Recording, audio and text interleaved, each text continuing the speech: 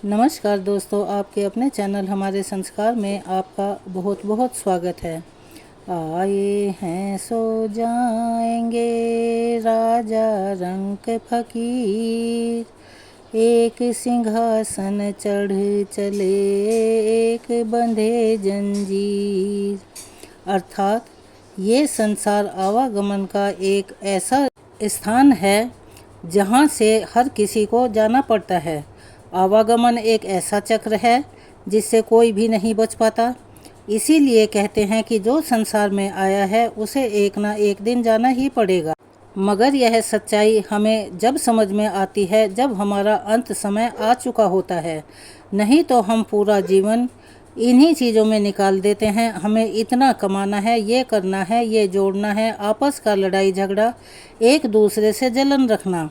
अगर इंसान के ये चीज़ें पहले ही समझ में आ जाएं तो उसे कभी भी अपने जाने का दुख नहीं होगा। जैसे जैसे जाने का समय नज़दीक आता है, अर्थात हमारी उम्र बढ़ती चली जाती है, तो हमें अपने उन लोगों की चिंता सताने लगती है, इनका हमारे बाद में क्या होगा। जबकि सबका ध्यान रखने वाला ऊपर भगवान, जिसे हम परम पिता परमेश्वर भी कहते हैं, वो बैठा हुआ है। जिसने जन्म दिया है वही ध्यान भी रखेगा। तो आज का हमारा टॉपिक है कि अगर आपने अर्थी को कांधा दिया है तो ये कुछ बातें आपके लिए जानना ज़रूरी है।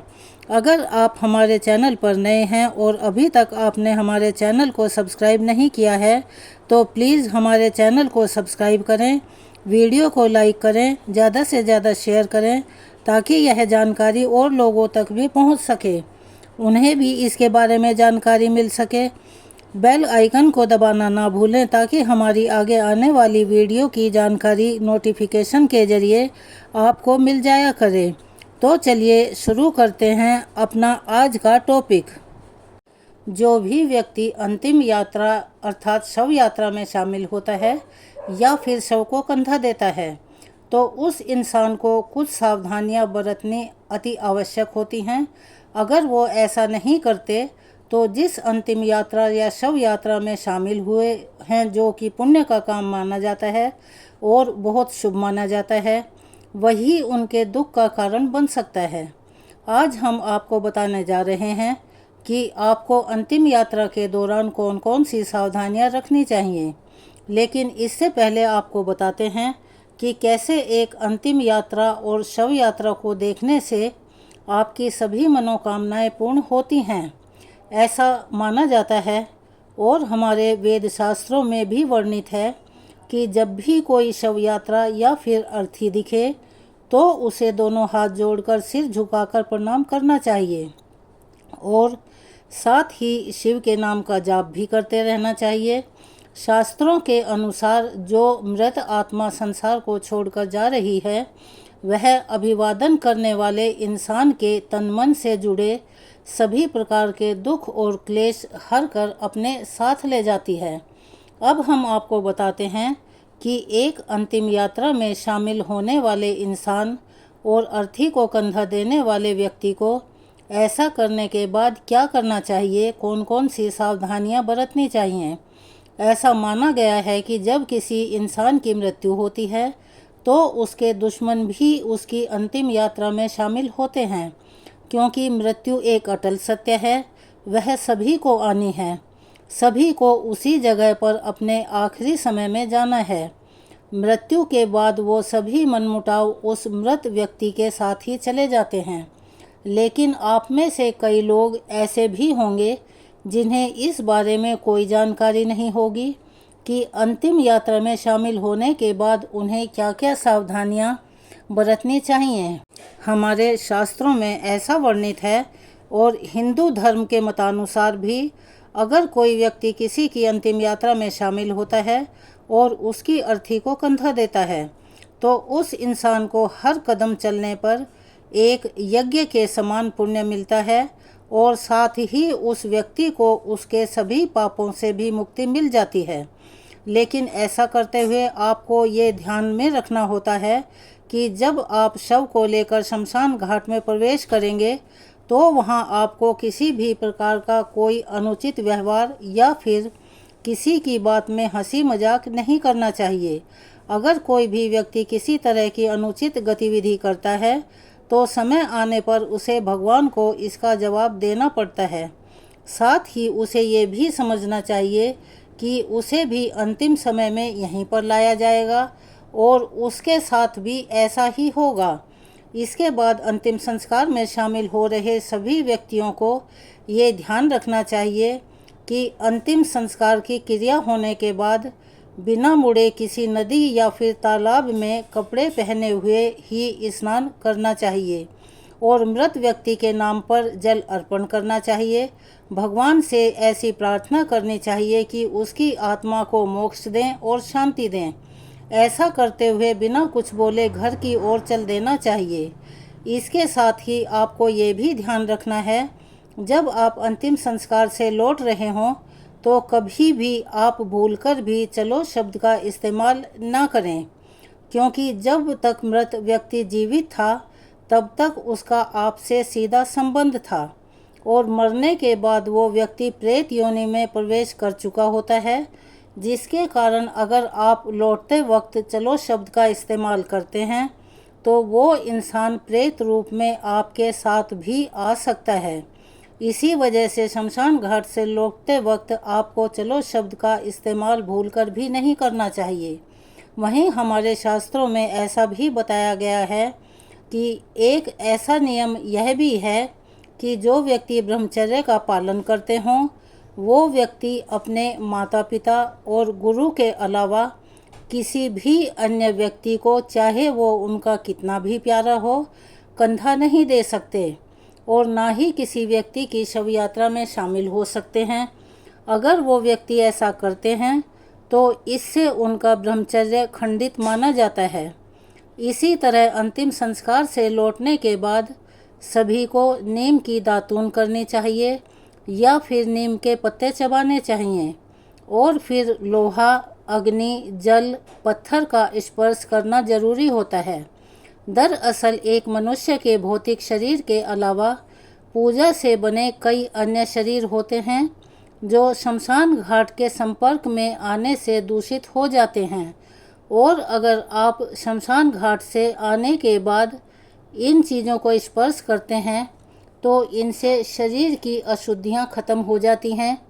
वहीं जो लोग शव यात्रा या फिर अंतिम संस्कार में शामिल होते हैं उन्हें एक दिन का सूतक मानना चाहिए। शव को छूने वाले इंसानों को 3 दिन का और अर्थी को कंधा देने वाले इंसान को 8 दिन का सूतक मानना चाहिए और इस सूतक काल के दौरान आप किसी भी मंदिर में धार्मिक कार्यों में शामिल नहीं हो सकते और साथ ही किसी भी साधु को दान इत्यादि भी नहीं दे सकते। वहीं शास्त्रों में ऐसा भी बताया गया है कि यदि हमारे घर के आसपास किसी व्यक्ति की मृत्यु हो चुकी है तो हमें उस व्यक्ति की अंतिम यात्रा में ज़रूर जाना चाहिए, चाहे वह हमारा दोस्त हो या दुश्मन हो। साथ ही जब तक उस इंसान की अर्थी ना उठ जाए तब तक हमें कोई भी शुभ कार्य या फिर पूजा पाठ से संलग्न काम नहीं करना चाहिए। ऐसा इसीलिए किया जाता है क्योंकि जहाँ पर शव पड़ा होता है उसके आसपास का इलाका नकारात्मक ऊर्जा से भर जाता है, जिसे सूतक के नाम से जाना जाता है। इसी कारण कई लोग जब तक अर्थी नहीं उठ जाती तब तक अपने घरों में चूल्हा तक नहीं जलाते हैं। अब एक सवाल यह भी उठता है कि अर्थी को हमेशा कंधा पुरुष ही क्यों देते हैं। आजकल के नए ज़माने में तो कुछ जगह लड़कियां अपने बाप को या किसी के घर में कोई पुरुष ना हो तो औरतें मजबूरी में कंधा देती हैं, लेकिन विधि विधान और हमारे शास्त्रों के अनुसार यह हक केवल पुरुषों को ही दिया हुआ है। दाह संस्कार व अर्थी को कंधा देने का कार्य सदैव पुरुष ही करते हैं, क्योंकि स्त्री जीवन देने वाली होती है। स्त्री है तो सृष्टि है। जीवन और मृत्यु 2 विपरीत अवस्थाएं हैं। स्त्री सृजन करती है, मृत्यु में ममता और स्नेह शून्य हो जाते हैं, मृत्यु में विरक्ति होती है। स्त्री स्वभाव के विपरीत अवस्थाओं से ही दूरी बनाकर रखनी चाहिए। महिलाओं को इसके लिए अंतिम संस्कार और शमशान से दूर रखा जाता है। वेद और शास्त्रों में भी ऐसा वर्णित है। महिलाओं को सम्मानीय और पूजनीय माना गया है।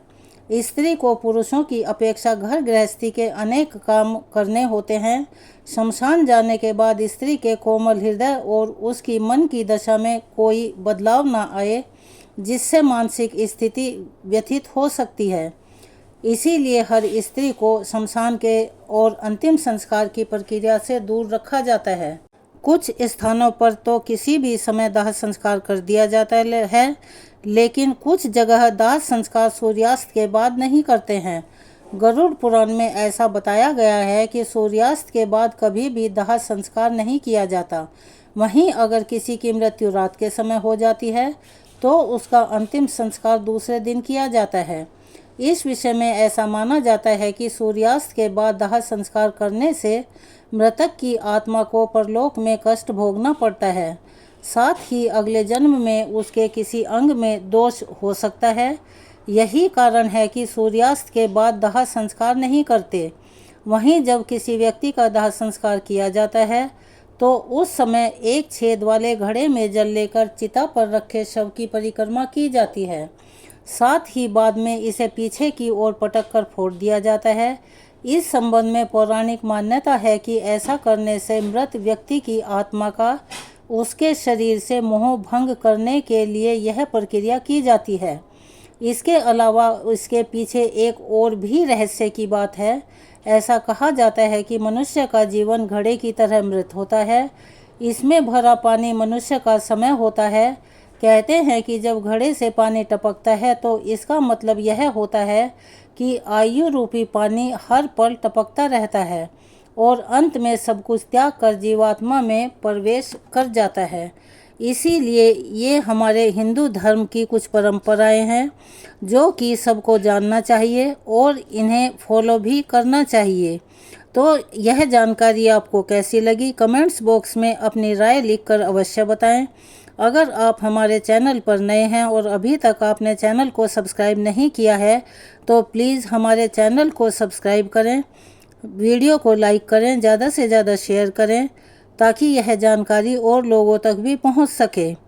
बेल आइकन को दबाना ना भूलें ताकि हमारी आने वाली वीडियो की जानकारी आपको नोटिफिकेशन के ज़रिए मिल जाया करे।